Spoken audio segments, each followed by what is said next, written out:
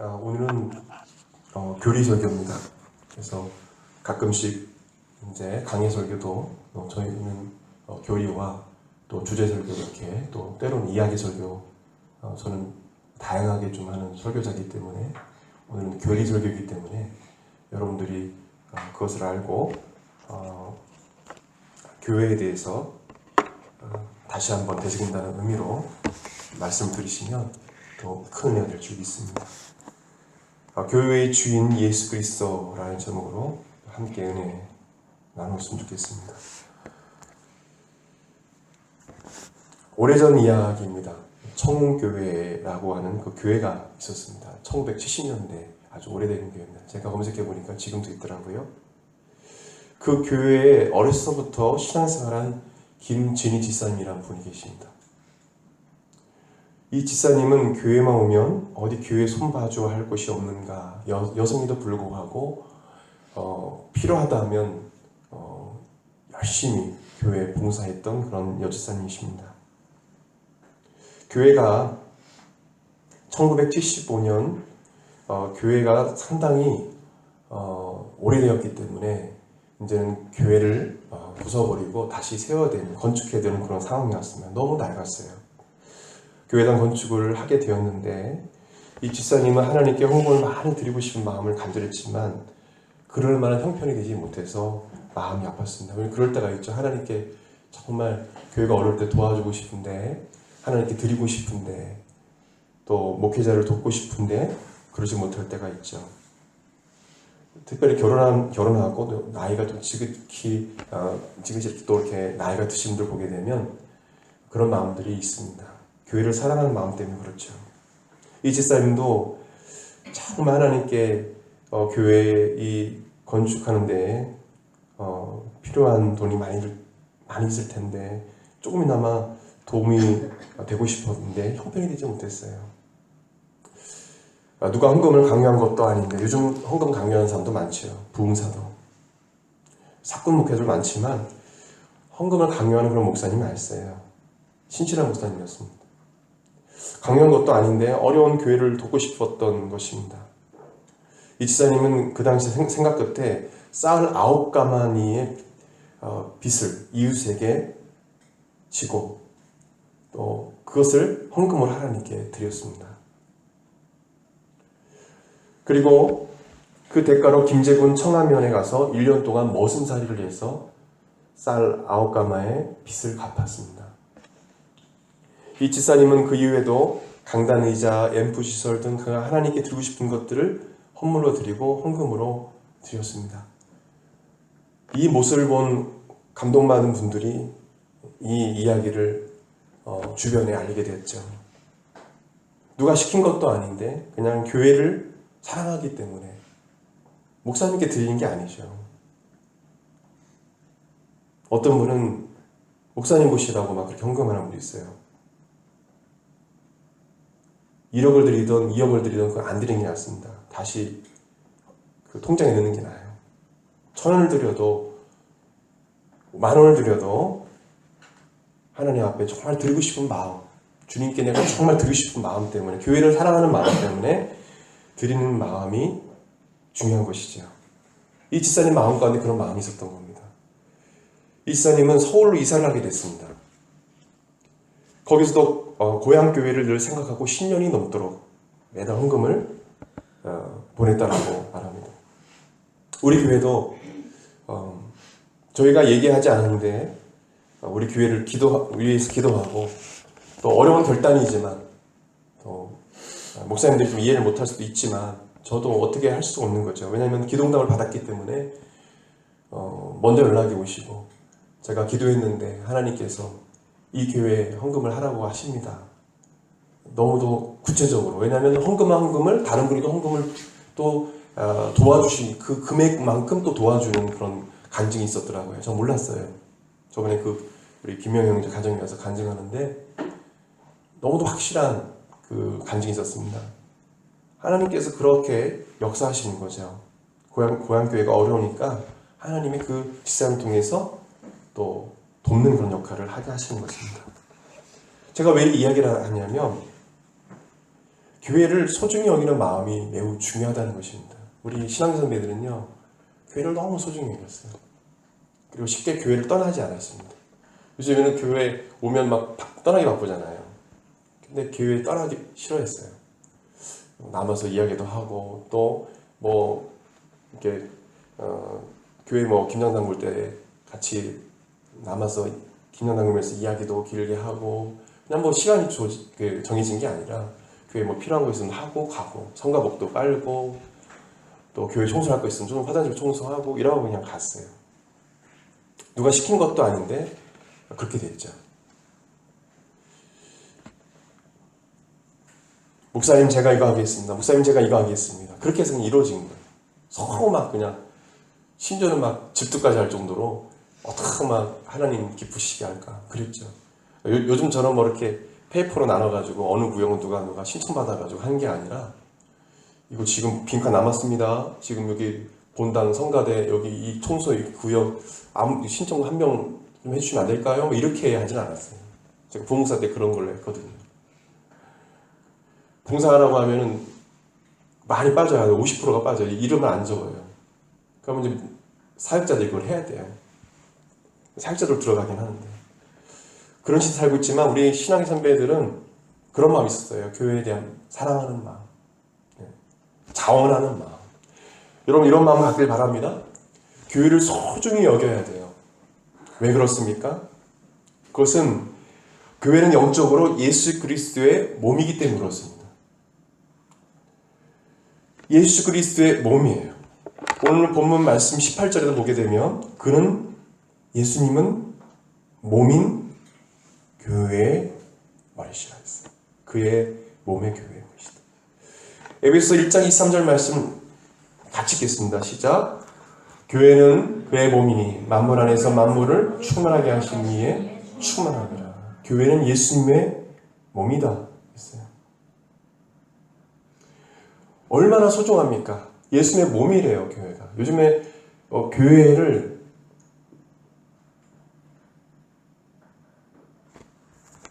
세상 사람들은 욕하고 또 멸시하는 그런 시대를 살고 있지만, 여러분 저와 같이 한번 고백 드릴까요? 교회는 희망이다. 교회가 무너지면 안 됩니다. 그럼에도 불구하고 교회는 희망이에요. 교회가 무너지면 나라도 망하는 거예요. 아무리 잘 살아도, 일본처럼 아무리 잘 살아도요, 우상으로 가득 찬 나라가 돼버려요. 사탄이 지배하는 나라가 돼버려요. 교회는 희망이에요. 아무리 목회자가 잘못을 해도, 어떤 성도가 잘못해서 그 사람들은 하나님 심판 받겠죠. 하나님이 잘못한 거 아니잖아요. 그 사람이 잘못한 거죠. 교회가 잘못한 게 아니잖아요. 교회는 그리스도의 몸이에요. 그렇기 때문에 여러분 소중히 여겨야 합니다. 또한 두 번째로 왜 교회를 소중히 여겨야 될까요? 교회는 예수님의 피값으로 세워진 교회이기 때문에. 우리 신앙의 선배들이 정말 땀 흘리고 피를 흘리면서 고통당하면서 순교를 당하면서까지 지켜낸 교회가 바로 지금의 한국교회입니다. 불을 질러도 일제시대 때 불을 질러도, 교회를 불을 질러도 그 안에 나오지 않고 그냥 순교당한 사람. 예수님 부인하면 되거든요. 나와버리면 돼요, 교회. 근데 끝까지 예수님 부인하자면 교회 안에 있어 타 죽었어요. 우리 한국교회의 신앙 선배들의 모습이에요. 사도행전 20장 18절 같이 읽겠습니다. 너희는 자기를 위하여 또는 온 양떼를 위하여 삼가라. 성령이 저들 가운데 너희로 감독자를 삼고 하나님이 자기 피로 사신 교회를 치게 하셨느니라. 예수님의 피로 사신 교회를 주님께서 부족하지만 주의 종을 세워서 교회를 주님께서 인도해 주시는 것이죠.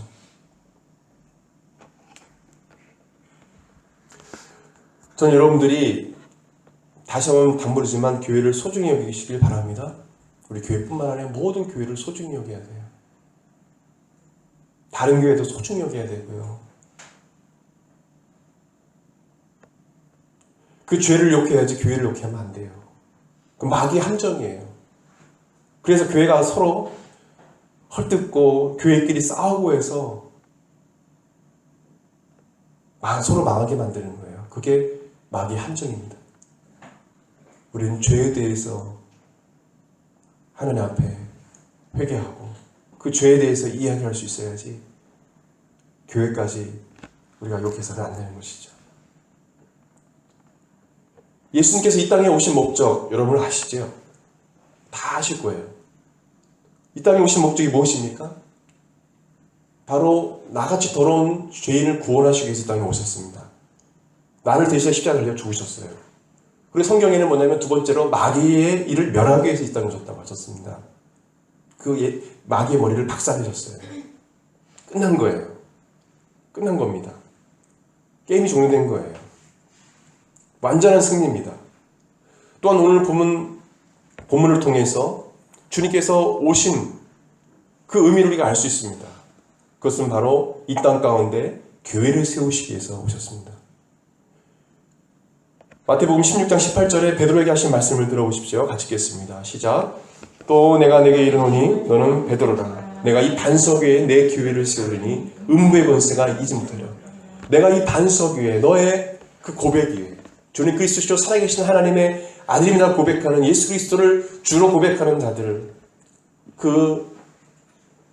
그들을 통해서 교회를 세우시겠다. 그들의 믿음의 그 바탕 위에 내 교회를 세우겠다. 주님 말씀하십니다. 내 교회를 세우겠다. 그리고 음부의 권세가 이기지 못하리라. 아멘. 주님의 의지예요. 저희들을 향해서 내 교회를 세우겠다는 주님의 의지예요.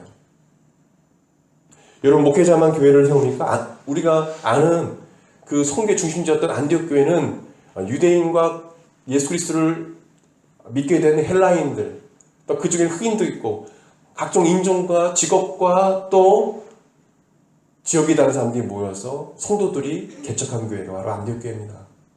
나중에 사도들이 갔어요. 저는 여러분을 통해서 세계 곳곳에 교회가 세워지기를 예수님을 축원드립니다. 저 또한 이런 꿈들이 있었지만 하나님께서 막으셨기 때문에 한국에 왔지만 아직까지 제 마음속에는 일본을 향한 마음이 있습니다. 기도하고 있어요. 하나님께서 그렇게 또 사용을 주고 있습니다. 이런 마음 가운데 열방을 향한 마음이 있어야 합니다. 주님께서 미전도 동족 지역에 하나님의 교회를, 주님의 교회를 세우기를 주님은 원하시는 것이죠. 누군가 가기를 원하시는 거예요. 결국에는 주님께서 이 땅에 재림하실 것입니다. 그리고 종말이 올 것입니다. 그 전에 누군가 주님의 손가발이 돼서 그리스도를 성경책도 한 번도 만져보지 못하는 사람들, 또 예수님에 대해서 알지 못하는 사람들에게 복음을 전하기를 주님은 원하십니다. 우리 교회는 젊은 분들이 교회는 많은 성도들이 없지만 젊은 층들이죠. 꿈을 가지시길 바랍니다. 하나님 어떻게 사용하실지 몰라요. 여러분 갖고 있는 재능을 가지고 주님께서 놀랍게 쓰시길 저는 축복합니다. 주님이 그렇게 사용하시려는 기도하고 있습니다. 또 우리가 교회론에 대해서 우리가 알 때 가장 중요한 건 뭐냐면 교회의 주인은 예수 그리스도라는 사실입니다. 너무 단순하지만 이 교회론을 교회의 주인은 예수님이다. 교회의 머리는 예수님이라는 이 사실을 너무 성경을 통해서 우리가 암송하고 외우고 있지만 실제로 삶 가운데 그렇게 하지 못하겠다는 거예요. 오늘 보면 15절, 17절 말씀 보게 되면요. 모든 성경을 보십시오. 한번 눈으로 15절부터 쭉 보십시오. 아까 읽었습니다. 모든 피조물, 모든 창조물, 왕권들이나 주권들이나 통치자들이나 권세들이나 만물이 다 예수님으로 말미암아 났고 예수로 말미암아 났고 예수님을 위하여 창조되었다. 예수님을 위하여 창조되었다는 예수님을 위하여 존재한다는 뜻입니다. 주를 위하여 존재하는, 우리도 주를 위하여 존재하고 모든 만물과 모든 예수 믿지 않는 사람조차도 모든 열방과 나라가 바로 예수님을 위하여 존재한다. 예수님은 만왕의 왕이시다. 모든 우주 만물의 통치하시다. 그분이 주인이시다라고 말씀해요. 동일하게 예수님은 교회의 주인이시다. 교회의 머리시다. 18절 말씀 같이 읽겠습니다. 시작. 그는 몸인 교회의 머리시라. 그가 근본이시요. 그가 근본이에요. 우리가 예배드릴 수 있는 근거도 예수 그리스도. 우리가 신앙생활하는 근거도 예수 그리스도. 우리가 교회 사역하는 모든 근거도 예수 그리스도. 그분을 위해서 우리가 하는 거예요. 설교하는 목적도 예수 그리스도. 우리가 기도하는 목적도 예수 그리스도, 찬양하는 목적도 예수 그리스도. 오늘 우리가 드리고 있지만 드리는 거예요. 기빙하는 겁니다. 두 가하는 거예요. 하나님께 기빙하는 거예요. 예수님께 내가 드리는 겁니다. 그분께 우리가 헌신하는 거예요. 왜요? 그분은 교회의 주인이기 때문에. 목회자도 예수님께 헌신해야 돼요. 돈에 대한 욕심을 가져서는 안 되는 것입니다. 다른 것에 관심을 가져서는 예수님께 관심을 가져야 돼요. 목회자뿐만 아니라 성도도 마찬가지입니다. 예수님과의 관계가 중요한 것입니다. 예수님을 주인으로 모시고 살아가는 자가 중요한 거예요. 이 말씀을 외우는 게 중요한 게 아니라 삶 가운데 진짜로 예수님을 늘 찾고 예수님 동행하고 예수님을 정말 주인으로 그렇게 모시고 살아가고 늘 매 순간순간마다 시험 볼 때나 직장을 얻을 때나 주인 되신 예수님께 묻고 작은 것이라도 제가 전에 말씀했지만 옷을 입을 때도 얼마나 예수님과 친밀하면 예수님 오늘은 어떤 옷 입고 갈까요? 이렇게 기도하는 것도 있어요. 어떤 사람 미친 사람이라고 할 수 있죠.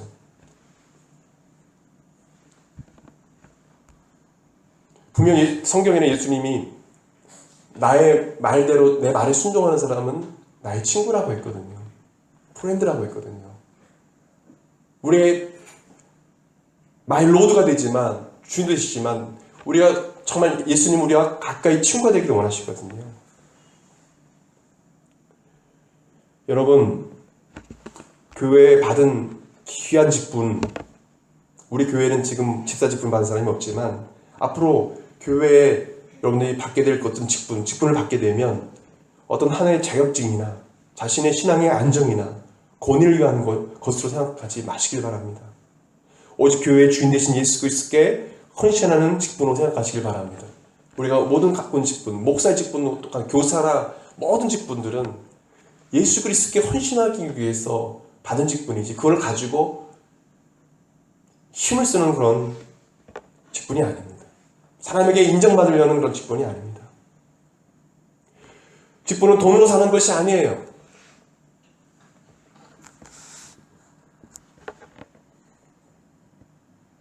제가 목사 안수 받을 때 또 전사 시치를 받을 때 사실은 돈을 내지 않고 전사 시치를 받고 목사 안수 받는 그런 지방으로 가고 싶은데 그런 지방이 많지 않았어요. 안수를 받는데 돈을 내야 되고 이게 현실이에요. 한국교회 현실. 전사 시치를 받는데도 전사 되는 것도 돈을 내야 되고 수백만 원이에요. 목사 안수 받는데 300만 원이 넘어요. 적게 아주 최소 금액이에요. 근데 우리 저희 교회 이 소속된 지방에 제가 오는 이유는 뭐냐면 오히려 헌금을 합니다. 이 지방에는. 우리 교회 속한 충남 본지방에는 헌금해요. 안수 받는데 교회 개척하는데 개척 예배 드리는데 목사님이 주는 게 아니라 오히려 와가지고 목사님이 헌금해요.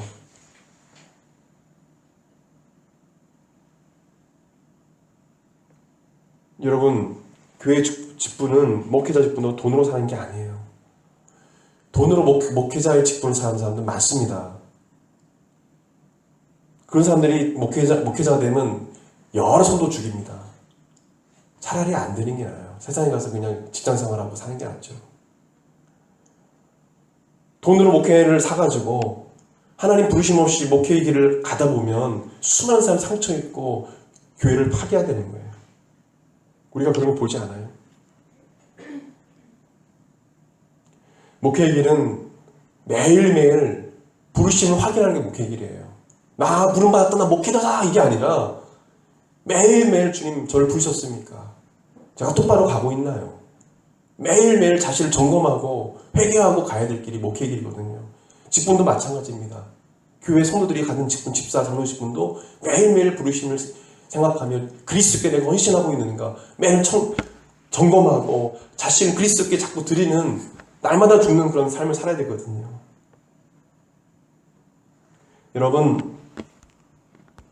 여러분의 모든 신앙생활의 주인이 예수 그리스도가 되길 바랍니다. 정말 예수님이 되길 바라요.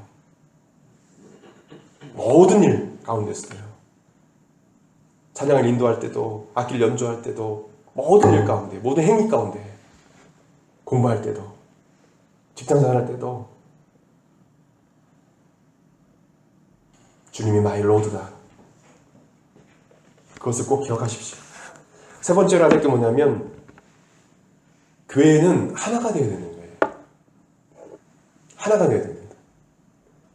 오늘 말씀 보게 되면 이 10절 말씀 같이 읽겠습니다. 시작. 그의 십자가의 피로 화평을 이루사 만물 곧 땅에 있는 것들이나 하늘에 있는 것들이 그로 말미암아 자기가 화목하게 되기를 기뻐하시는 십자가의 피로 화평을 이뤘다는 말씀은 예수님이 십자가에 달려 피를 흘리심으로 죄값을 지불하심으로 악한 행실로 하나님과 원수된 그 관계가 화목하게 됐다는 거예요. 그래서 우리가 이 자리에 있는 거예요. 서로 자라난 배경이 다르고 피가 섞이지 않았잖아요. 근데 우리가 그리스도 안에서 한 가족이 됐잖아요. 예수님의 피로 말미암아 우리가 하나가 됐잖아요. 교회는요, 다툼이 있어서는 안 됩니다. 차라리 어떤 직분을 통해서 다툼이 있다면 차라리 직분을 내려놓는 게 나아요. 차라리 어떤 일, 사역 가운데 어떤 프로그램을 할 때 서로 싸우게 된다면 그 프로그램을 안 하는 게 납니다. 그것이 진정한 교회됨의 하나됨의 가치입니다. 왜요?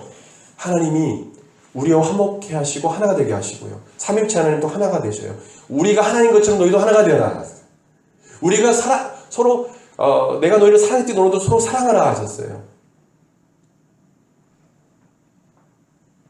성경을 통해서 하나됨을 말씀해 주셨어요. 이웃과 하나 되라고 말씀하셔요. 그렇다면 교회는 더더욱 하나가 되어야 돼요. 왜요? 교회는 그리스도의 몸이기 때문에. 그리스도의 몸된 교회의 머리가 예수님인데 예수님은 화평이고 평화이셔요. 예수님 계신 곳에는 하나됨이 있습니다. 평안함이 있습니다. 안식과 위로가 있어요. 그렇기 때문에 예수 그리스도의 몸된 교회는 화평하고 하나가 됩니다. 목회자도 마찬가지입니다. 하나됨을 해친다면 어떤 일을 추진하지 말아야 됩니다.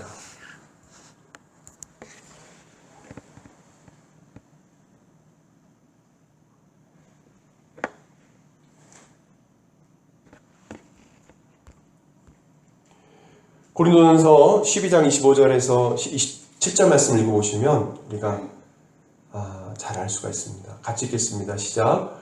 몸 가운데서 분쟁이 없고 오직 여러 지체가 서로 같이 돌보게 하셨느니라. 만일 한 지체가 고통을 받으면 모든 지체가 함께 고통을 받고 한 지체가 영광을 얻으면 모든 지체가 함께 즐거워하느니라. 너는 그리스도의 몸이요 지체의 각 부분이라. 그래서 지체가 된다는 거예요. 종영제부터 시작해서 이렇게 오늘 모인 분들이 서로 그리스도의 몸을 이루고 지체라는 거예요.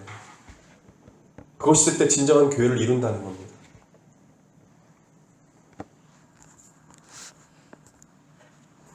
여러분 결혼하면요, 좀 부부 안에 참 이렇게 친밀한 부부들은요, 아내가 임신하고 입덧을 하면요, 남편이 같이 입덧을 합니다. 신기하죠? 입덧을 같이 해요. 왜요? 아내가 걱정되니까 입덧을 하면 같이 입덧을 해요. 아내가 아프면 나도 막 아픈다. 막 애를 막 출산할 때 막 그냥 어찌할 줄 몰라가지고 막. 왜요? 부부는 하나이기 때문에. 근데 그렇지 않은 부부는요, 출산 때부터 나몰라 해요. 전화도 안 해요. 자기 바쁘다고. 어떤 분들은. 부모님이 전화해서 야 며느리 애 낳았대. 큰 상처죠, 아내에게는. 있어야 할 때 그 자리에 남편이 없을 때. 같이 힘들 때 같이 힘들어주는 여러분들이 바랍니다. 우리 결혼 안 하는 청년도 있지만 결혼하면 같이 힘들어하는 거예요. 그리고 힘든 거를 서로 이야기할 수 있어요. 나 뭐 때문에 아프다. 나 뭐 때문에 힘들다. 남편은 들어줄 줄 알아야 돼요. 다 들어줄 줄 알아야 돼요. 그와 같이 교회도 마찬가지입니다. 그리스도의 신부된 우리는, 영적인 신부가 된 우리는 예수님 마음을 갖고 서로 사랑해야 되는 것이죠. 우리 교회 지체들이 서로 친밀해지길 바랍니다. 네, 관심 갖고 또 우리가 밴드 있지만은 연락도 하고 서로 기술적도 나누고 또 어려운 일 있으면 이야기하고 모임 가운데 기도함으로 하나됨을 이루었으면 좋겠습니다. 교회는 무기체가 아니라 유기체이기 때문에 그렇습니다. 우리가 교회에서 많이 배우죠. 유기체라는 말은 어떤 뜻입니까? 같이 읽겠습니다. 유기적으로 이루어진 생활 기능을 가진 조직체. 많은 부분이 일정한 목적 아래 통일 조직되어 각 부분과 필연적인 관계를 가진 것. 이렇게 사전적 의미만 봐도 이래요. 필연적인 관계래요. 유기적으로 이루어진 관계래요. 때려 뗄 수 있는 관계라는 거죠.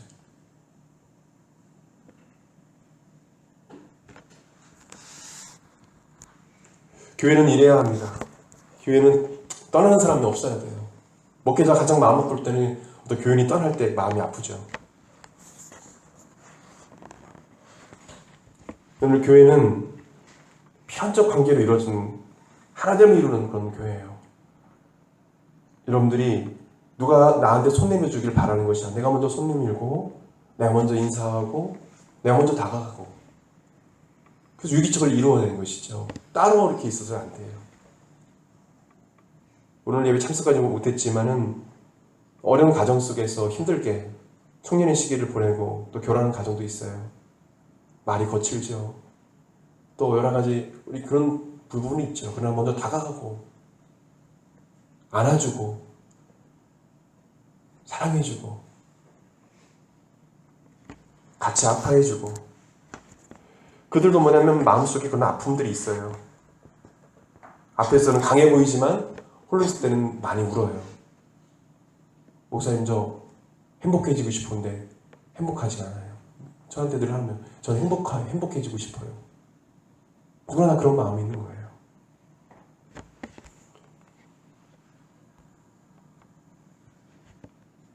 교회를 다니지 않고 혼자서 신앙생활하는 것은 매우 위험한 생각이고 행동이에요. 그렇기 때문에 교회는 유기치기 때문에 교회를 안 나가는 사람들이 100만 명이 넘는다고 하죠. 혼자 유튜브를 보고 예배를 드리고 유튜브 보고 예배 드리다가 큰일 납니다.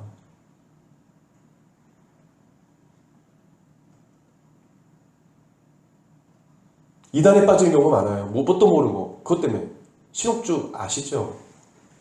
은혜로 교회 젊은이들이 많이 빠져가지고 PG에 400명 데리고 와가지고 거기 한 사람 만나 구원받는다고 막 폭행을 하고 타작마다 막 사람을 때리고 말이에요. 그래도 울면서 따라가요. 외국에서 그 유튜브 보다가 자식 고치려고 왔다가 병신되고 바보되고. 여러분 이단들이요 SNS를 통해서 상당히 많이 활동합니다. 구분할 줄 알으셔야 돼요. 그래서 우리가 자꾸 되도록이면 교회에 모여서 예배드리고 하나님 경배드리는 그런 모습들이 있어야 될 것입니다.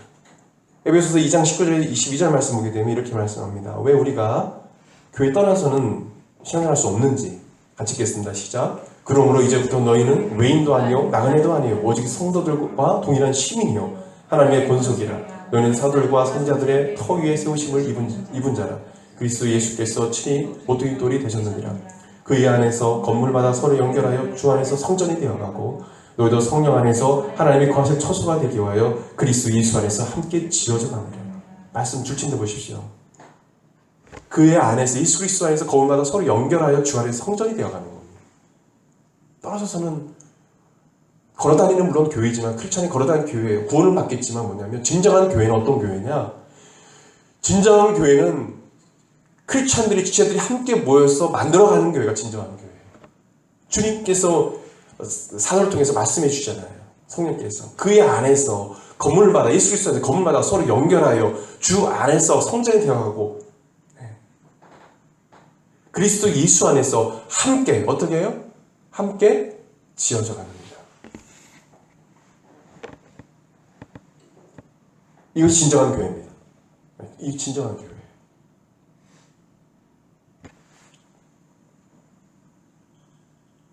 여러분 북한에는요 지금은 뭐 달라졌는지 모르겠습니다. 정치 이 상황이 좀 달라졌죠. 우리 목사님들이 그 북한의 성도들의 소식을 이 중국과 이 국경 있잖아요. 거기서 사역과 선생님을 통해서 들어요. 저도 메일로 이렇게 받은 적은 있었는데 지금은 그 선생님이 메일이 오진 않는데 거기에는 목사도 없어요. 신학을 공부한 사람도 없어요. 근데 얼마나 뜨거운지 몰라요. 지하 성도들. 지하에서 하는 게 아니라 몰래 숨어서 예배드리는 사람들. 그걸 보고 하잖아요. 얼마나 뜨거운지 몰라요. 목숨 걸고 신앙을 지켜요. 뜨거움으로 하나님 예배해요. 그는 목회자도 없고 신학 공부사도 없어요. 오히려 우리가 신앙을 공부하는 것도 필요하죠. 이단에 대해서 우리가 알아야 되기 때문에 그걸 우리가 교회를 지켜야 되기 때문에. 근데 신학을 통해서 우리가 성경 공부를 더 함으로 말미암아서 더 지식만 쌓는 어떤 그런 성경을 우리가 알아야 되겠죠. 그것을 인해서 뭐냐면 우리가 복음의 순수성을 잃어버리고 신앙의 순성을 잃어버리지 않았나. 목회자가 없어도 신학이 없어도 교회는 존재해요. 예배는 하나님을 만나는 것이고 신학은 하나님을 알아가는 거지만 그 지식으로 하나님을 만나는 건 아니에요. 신학도 중요합니다. 저도 더 공부 더 하려고 해요. 제대로 가르쳐야 되기 때문에. 그러나 신학이 하나님을 만날 수 있는 건 아니에요. 우리 침례 신학교의 어떤 교수님은 신학 교수인데 이제 예수님 인격적으로 만났다고 그랬겠어요. 자기는 종교인이었다는 거예요. 종교인으로서 교수 생활한 거예요. 목회자를 가르친 거예요. 이 진짜 성령 받고 예수님 만났다는 거예요. 그 다음부터 그 교수님이 밖에서 매주 신학생들 모아놓고 통성기도하고 이렇게 바뀌었어요. 교수님이. 그러니까 시간 관계상 시간이 많이 갔어요. 한 가지만 더 말씀드리고 말씀을 맺기 원합니다. 교회의 사명은 복음 전도라는 사실입니다. 우리가 예수님을 전하는 것이 교회의 사명입니다. 우리 한국마다 교회가 복음 전도의 사명을 감당할 수 있도록 여러분들 기도해 주시길 바랍니다. 여러분들 또한 삶 속에서 전도의 사명을 감당해야 합니다. 저도 그렇고요. 복음을 전하다가 고통을 당하면서까지 끝까지 그럼에도 불구하고 복음을 전했던 우리 사도들의 모습들과 끝까지 믿음을 지켰던 신앙 선배들의 모습을 통해서 우리가 잘 알 수 있죠. 사도 바울은 복음을 전하다가 이런 고통도 당했죠. 고린도후서 11장 23절 28절 같이 읽겠습니다. 시작. 내가 수고를 넘치도록 하고 목에 갇히기도 더 많이 하고 매도 수없이 맞고 여러 번 죽을 뻔하였으니 유대인들에게 40에 하나 강한 매를 5번 맞았으며 3번 태장으로 맞고 1번 돌로 맞고 3번 파선하고 일주야를 깊은 바다에서 지냈으며 여러 번 여행하면서 강의 위험과 강도의 위험과 동족의 위험과 이방인의 위험과 신의 위험과 광야의 위험과 바다의 위험과 거짓 형제 중의 위험을 당하고 또 수고하며 애쓰고 여러 번 자지 못하고 줄이며 목마르고 여러 번 굶고 춥고 험벌서노라. 이 외의 일은 고사하고 아직도 날마다 내 속에 늘리는 일이 있으니 곧 모든 교회를 위하여 염려하는 것이라. 그럼에도 불구하고 교회를 염려해요. 복음을 전하다가 이런 어려움도 사도 바울이 당했죠. 초대교회 성도들 그 역사를 보게 되면 어떤 그리스도인은 복음을 전하다가 십자가에 못 박혀 죽임을 당하게 됐습니다. 동문의 가죽으로 만든 옷을 입고 사람들이 보는 앞에서 맹수들에게 뜯어 먹히기도 했습니다. 황수의 뿔에 맞춰 죽기도 했습니다. 불에 타 죽기도 했습니다. 사방으로 이끄는 말에 의해 사지가 절단되어 죽기도 했습니다. 강제로 떨어져 죽기도 했습니다. 복음을 그럼에도 불구하고 담대히 전한 것이죠. 핍박과 어려움 속에서도. 우리가 나가서 입술로 예수 그리스도의 복음을 증거하는 것도 전도지만 또한 초대교회 성도들의 전도 방법은 또 다른 면이 있습니다. 그것은 뭐냐면 삶으로 복음을 전했다는 것입니다. 삶으로. 사도행전 2장 40절 40절 말씀 보게 되면 이 초대교회 성도들은 같이 모여서 오로지 기도에 힘썼고요. 서로 물건을 서로 통용했습니다. 그리고 재산과 소유를 팔아서 교회에 가난한 성도를 도왔습니다. 그래서 가난한 성도가 없었다고 성경은 말합니다. 그리고 날마다 모여서 성전에서 모이기를 힘쓰고 또 하나님을 찬미하며 온 백성에게 뭐를 받으니? 칭송을 받으니. 칭찬을 받았다는 거예요. 칭송을. 그래서 주께서 구원받는 사람을 날마다 더하게 하셨다. 이것이 초대교회 성도들의 전도 방법이었습니다.